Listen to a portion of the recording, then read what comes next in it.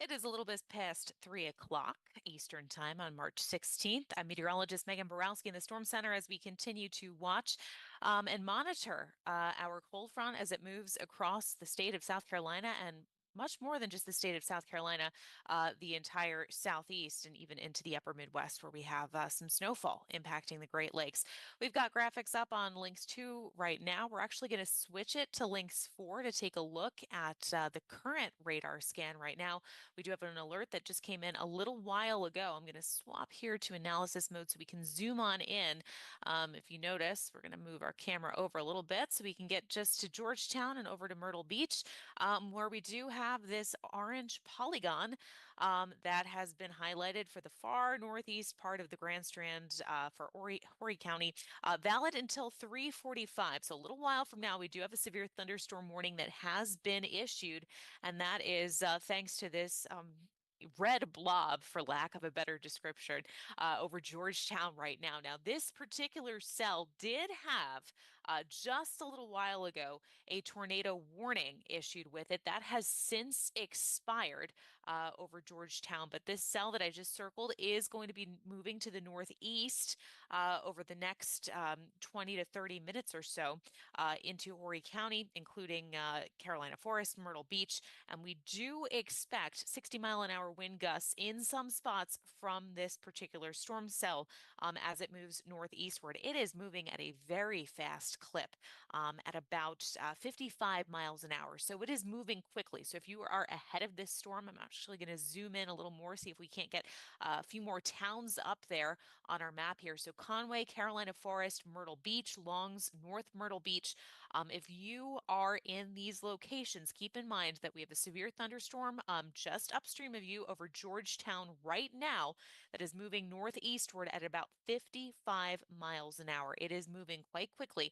The biggest hazard from this storm cell is going to be damaging winds in excess of 60 miles an hour as it races through your area over the next 15 to 20 minutes or so. So please keep that in mind. Get into your innermost room of the lowest level of a sturdy building. That is your safe space for a severe thunderstorm as it moves on through. I will mention again that this particular cell just a little while ago had a tornado warning associated with it. That warning has expired, but this cell has exhibited rotation, which means it may produce a tornado. So keep an eye out for that. Get inside if you are located within the severe thunderstorm warning. It's valid through 3:45, so about a half hour, give or take, again, for Horry County in South Carolina in the PD and toward the Grand Strand. I'm going to zoom out a little bit here. We're going to take a look at the rest of our radar. I'm going to zoom out a little more and give the computer just a minute to respond. And we are going to put on our composite reflectivity as well. Zoom out, put on that composite reflectivity, turn off that toggle for that severe thunderstorm warning. And notice on our radar scan right now, that is really the only thing that's major that's going on over our state. We do have light rainfall impacting the I-95 corridor and some residual rainfall right now impacting the upstate. But our most impactful cell right now moving into the Grand Strand from the southwest, moving northeast toward Myrtle Beach. Heavy rain rates, some lightning strikes, and of course those gusty winds possible from that severe warned cell. All other spots either just contending with gusty conditions and cloud cover or those pockets of moderate rainfall over the I-95 corridor and then over the upstate. So we're going to hop back to our links 2 graphics now, and we're going to take a look at the current alerts in effect besides that severe thunderstorm warning.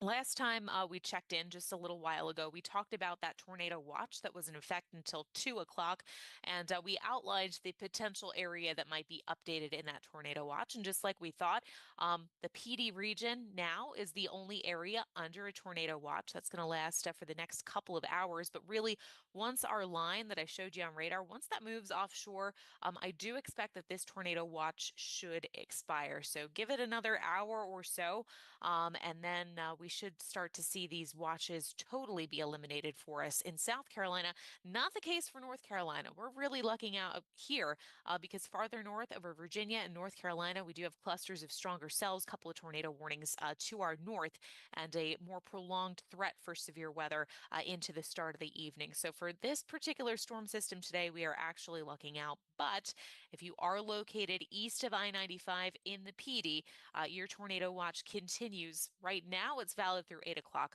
I anticipate those watches are going to expire well before 8 o'clock. I'm going to go to our future cast now and take a look at two models.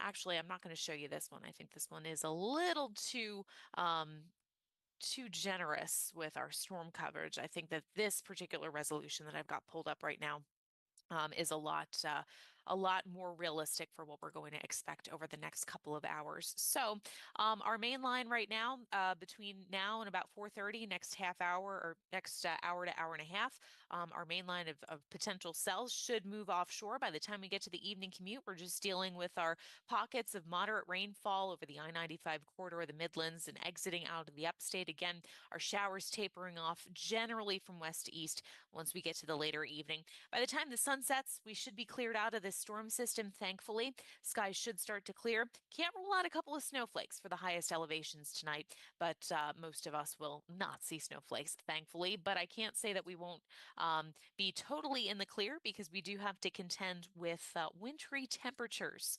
By tomorrow morning, we're looking at lows dropping to just about freezing along and west of I-95. Along and east of I-95, you're going to drop into the mid to upper 30s, so still definitely a chill in the air as you're getting up and heading out the door on St. Patrick's Day. We're looking at low temperatures in the upper 20s for the mountains, near freezing for the Midlands, and then the mid to upper 30s for the PD and the low country east of I-95. Now, in anticipation of those freezing conditions or those near freezing conditions, we see our freeze alerts have since been updated since the last time we talked. During the 1 o'clock hour, we still had more widespread freeze watches for the PD, but it looks like they have been updated now to freeze warnings in most spots, except for toward Georgetown and then some counties toward Sumter.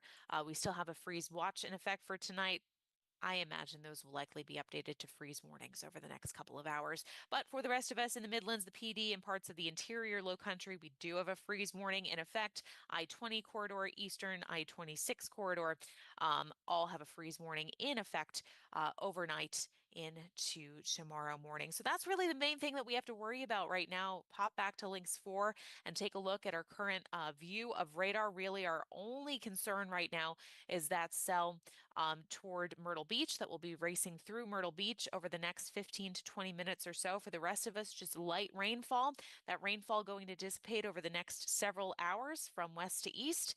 And then it's just those cold temperatures and those cold alerts going into effect overnight. We're going to wrap it up there. Do tune into your local South Carolina public radio station for the latest updates on the forecast, including the freeze that we are expecting. And also tune in to SCETV.org for the latest data on this storm system. Otherwise, if you're in Myrtle Beach, seek shelter from this severe thunderstorm warning. Otherwise, things should be settling down for us from west to east over the next couple of hours. For South Carolina Public Radio, I'm meteorologist Megan Borowski. Thank you for tuning in to this live stream.